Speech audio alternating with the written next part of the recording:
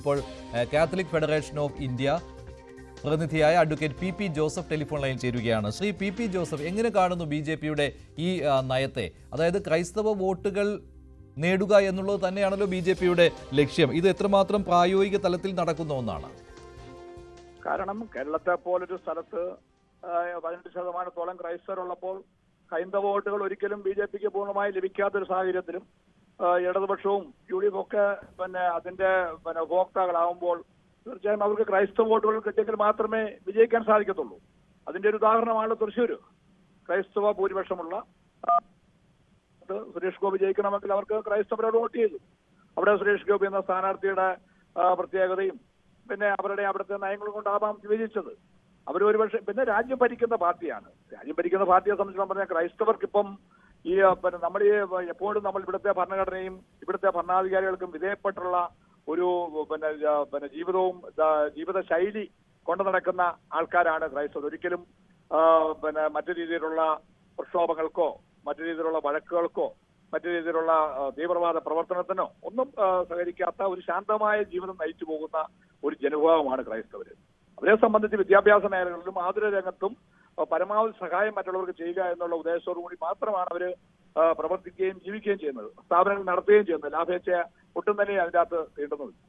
Chhattisgarh vote പറയേണ്ട ഇവിടുത്തെ north east അടക്കമുള്ള മുഴുവൻ സ്ഥലങ്ങളിലും ക്രൈസ്തവരായ മിഷണറിമാർ പ്രവർത്തിക്കുന്നത് ഇത് കണക്കുള്ള പാവപ്പെട്ടവരും അധിഷ്ഠിതമായ ആൾക്കാരെ പുനരുദ്ധരിക്കുന്നതിനും അതിന്റെ മാറ്റങ്ങൾ കണ്ടിട്ടുണ്ട്.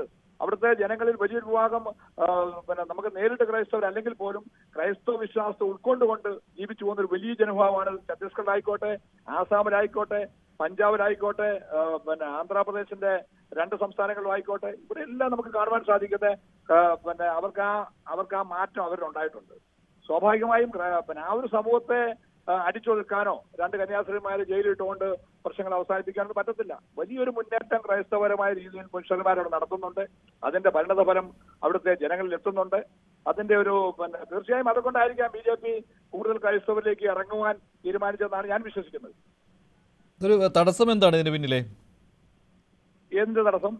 അല്ല, ഇതിൽ ഇങ്ങനെയൊരു ഗൃഹസമ്പർക്കം നടത്തിയത് കൊണ്ടോ സ്ഥിരമായിട്ട് ക്രൈസ്തവരുമായി ആശയവിനിമയം നടത്തിയത് കൊണ്ടോ ബി.ജെ.പിയെ വിശ്വാസത്തിലെടുക്കാൻ തയ്യാറാകുമോ ഇല്ലയോ എന്നാണ്. നമ്മുടെ കേരളത്തിലെ അവസ്ഥയ്ക്ക് ഒരു രാഷ്ട്രീയ പാർട്ടിയോട് വിശ്വാസം എടുക്കാൻ പറ്റത്തില്ലല്ലോ.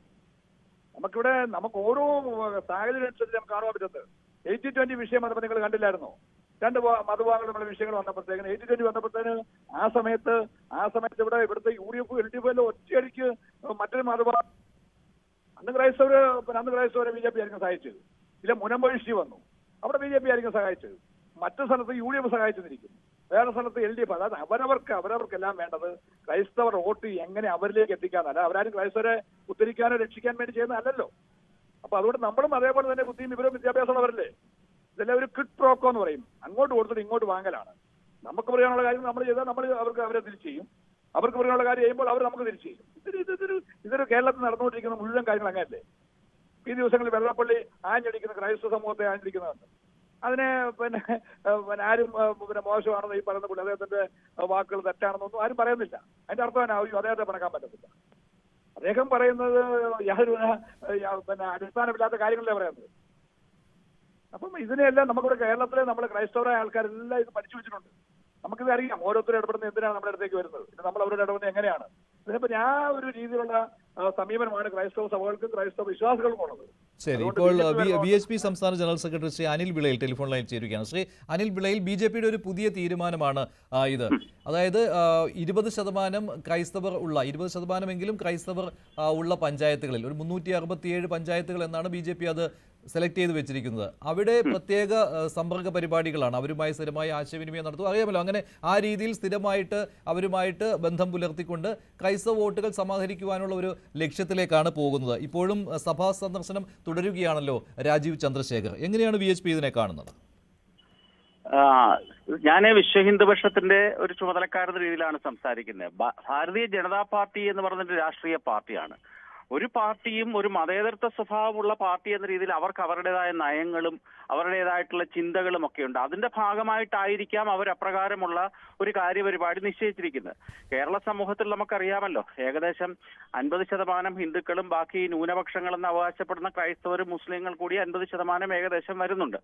അപ്രകാരമുള്ള ഒരു രാഷ്ട്രീയ ഒരു ചുറ്റുപാടിൽ അവരെടുത്തിരിക്കുന്ന നയമായിരിക്കാം അത്. അതിനെ വിശ്വ ഹിന്ദുപക്ഷത്ത് അതുമായിട്ട് ബന്ധപ്പെടുത്തി സംസാരിക്കേണ്ട കാര്യമില്ല. BJPയുടെ രാഷ്ട്രീയ നയമാണ്. അവർ ഭാരതീയ ജനതാ പാർട്ടിയാണ്. ഭാരതത്തിലെ എല്ലാ ജനങ്ങളെയും എല്ലാ മതക്കാരെയും ഉൾക്കൊള്ളുന്ന രാഷ്ട്രീയ പ്രസ്ഥാനം എന്ന രീതിയിൽ അവർക്ക് അവരുടേതായ നയത്തിന്റെ ഭാഗമായിട്ട് എടുത്തിട്ടുള്ള ഒരു രാഷ്ട്രീയ അടവായിരിക്കാം അത്.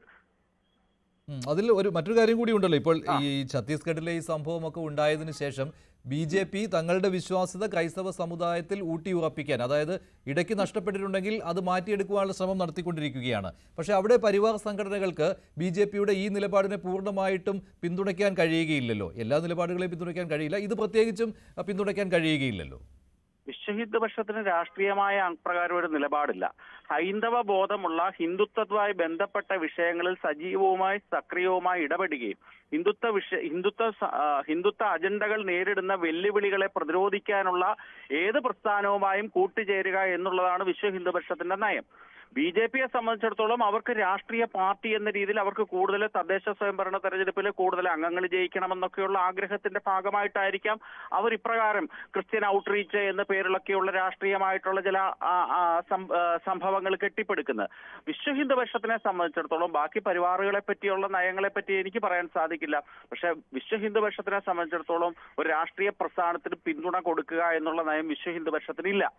അത് ഹിന്ദുത്വ ബോധമുള്ള ഹിന്ദുത്വത്തിന് വേണ്ടി നിലകൊള്ളുന്ന പ്രസ്ഥാനം ഏതാണെന്ന് കണ്ടാൽ ആ പ്രസ്ഥാനത്തിന് വോട്ട് ചെയ്യുക എന്നുള്ളതാണ് ഞങ്ങളുടെ അംഗങ്ങളുടെ പ്രധാനപ്പെട്ട നിലപാട്. അതിപ്പോ BJPക്ക് തന്നെ വോട്ട് കൊടുക്കണമെന്നൊന്നും നിർബന്ധിക്കാറില്ല ഞങ്ങളാർക്കും. ഞങ്ങളെ സംബന്ധിച്ചിടത്തോളം ഹിന്ദുത്വ അജണ്ടയ്ക്ക് വേണ്ടി സജീവമായി നിലകൊള്ളുന്ന രാഷ്ട്രീയ പ്രസ്ഥാനം ഏതാണോ അതുമായി അതുകൊണ്ടാണല്ലോ ഹിന്ദുത്വ അജണ്ട ഉള്ളത് കൊണ്ടാണല്ലോ BJPക്ക് പിന്തുണ കൊടുക്കുന്നത് VHP, അല്ലാതെ മറ്റാർക്കും പിന്തുണ കൊടുക്കാറില്ല. പിന്നെ അതിൽ ഞാൻ പറയട്ടെ, ഈ ക്രിസ്ത്യൻ ഔട്ട്റീച്ച് അത് ഉള്ളത് കൊണ്ട് ആ കൊടുക്കുന്ന പിന്തുണ ഇല്ലാതാകുമോ എന്നാണ്. ഇല്ലില്ല, വിശ്വ ഹിന്ദുപക്ഷത്തിനെ സംബന്ധിച്ചിടത്തോളം ഒരു രാഷ്ട്രീയ നിലപാടും ഒരു തെരഞ്ഞെടുപ്പിലും എടുക്കാറില്ല എന്നുള്ളതാണ് യാഥാർത്ഥ്യം. BJPക്ക് അവരുടേതായ നയങ്ങളുണ്ട്. അതാത് കാലത്തെ തെരഞ്ഞെടുപ്പ് ആകുമ്പോൾ വിശ്വ ഹിന്ദുപക്ഷത്ത് ഓരോരോ ചിന്തകൾ നടത്തും.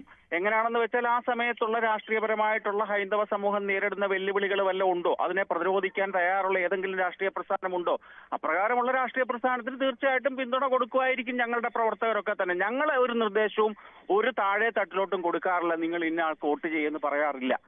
BJPയെ സംബന്ധിച്ചിടത്തോളം അവർ രീതിയിലെ ക്രൈസ്തവരെ മുസ്ലിങ്ങളെ ഉൾക്കൊണ്ടുകൊണ്ട് കൂടുതൽ സീറ്റുകൾ സമാഹരിക്കാൻ ശ്രമിക്കുന്നുണ്ട്. അവരത് ശ്രമിക്കട്ടെ. വിശ്വ ഹിന്ദുപക്ഷത്തിനെയും മറ്റ് പരിവാർ പ്രസ്ഥാനങ്ങളെ ഇതുമായിട്ട് കൂട്ടിമുട്ടിക്കേണ്ട കാര്യമില്ല. വിശ്വ ഹിന്ദുപക്ഷത്തിന്റെ നയം വളരെ വ്യക്തവും സ്പഷ്ടവുമാണ്. ഹിന്ദുത്വ അഭിമാന ബോധമുള്ള ഏത് സ്ഥാനാർത്ഥി മത്സരിച്ചാലും അവർക്ക് വോട്ട് ചെയ്യും. ആ വാക്ക് വളരെ കൃത്യമായിട്ട് തന്നെയാണ് ഞാൻ പറയുന്നത്. ഹിന്ദുത്വ ബോധമുള്ള സ്ഥാനാർത്ഥിക്കാണ് വോട്ട് ചെയ്യുന്നത്, പാർട്ടിക്കല്ല. ഹിന്ദുത്വ ബോധമുള്ള പാർട്ടിക്ക് തന്നെ വോട്ട് കൊടുക്കും. ശരി, നന്ദി ശ്രീ അനിൽ വിളയിൽ പ്രതികരിച്ചതിന്. ശ്രീ PP ജോസഫ് പ്രതികരിച്ചതിന്. എന്തായാലും പുതിയൊരു നീക്കവുമായി BJP മുന്നോട്ട് വരികയാണ്. ക്രൈസ്തവ സമുദായങ്ങളെ ഒപ്പം ചേർക്കുന്നത്, ക്രൈസ്തവ സമുദായത്തെ ഒപ്പം ചേർക്കുന്നതിന് വേണ്ടിയുള്ള ശ്രമത്തിന്റെ ഭാഗമായിട്ടാണ് ഇത്തരമൊരു നീക്കം. 20%-ത്തിലധികം ക്രൈസ്തവ ഭൂരിപക്ഷമുള്ള പഞ്ചായത്തുകളിൽ 367 പഞ്ചായത്തുകളിൽ പ്രത്യേക കർമ്മ പദ്ധതി നടപ്പാക്കുകയാണ്. ഇന്ന് രാവിലെ ക്നാനായ കത്തോലിക്ക സഭ ആസ്ഥാനത്തെത്തി ആർച്ച് ബിഷപ്പുമായി സംസാരിച്ചിരുന്നു രാജീവ് ചന്ദ്രശേഖർ. അദ്ദേഹത്തിന്റെ വാക്കുകളിലേക്ക്. അല്ല, അങ്ങനെ എൻ്റെ ഒരു റൂട്ടീനല്ലേ. ഞാൻ എവിടെ പോയാലും ആ സ്ഥലത്തിൻ്റെ പ്രധാനപ്പെട്ട ആൾക്കാരെല്ലാം കാണുന്നു. ഇന്ന് ആർച്ച് ബിഷപ്പിനെ കണ്ടു. ഞങ്ങളുടെ പാർട്ടീൻ്റെ കാഴ്ചപ്പാടും ഞങ്ങളുടെ വികസിത കേരളത്തിൻ്റെ കുറിച്ച് ഞങ്ങൾ ചെയ്യുന്ന കാര്യങ്ങളെല്ലാം അദ്ദേഹത്തിനെ ബ്രീഫ് ചെയ്തു. അപ്പോൾ അത് മാത്രമാണ്, ഒരു നോർമൽ മീറ്റിംഗ്.